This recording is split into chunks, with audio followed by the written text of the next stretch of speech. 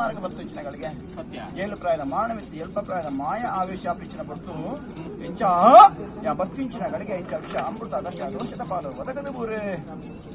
ಯುವರಾಜ ಕುಳಿಗ ಐವರು ಸತ್ಯವು ದೇವರಿಗೆ ತಂದು ಯಾನುಲ್ಲ ಬಂತು ಭಾಷಣ ಕೊರ ಬರ್ತದಲ್ಲ ಅಧಿಕಾರ ಸಾನ್ನಿಧ್ಯದ ಕಡೆಯತ್ತ ಹೋಗ್ಲಿಕ್ಕೆ ಗಳಿಗೆ ಸತ್ಯದ ಕುಳಿಕೆ ಅವತಾರ ಪುರುಷ ಸೂತ್ರನ ಕಾಪುರಂಚಿನ ಶಕ್ತಿ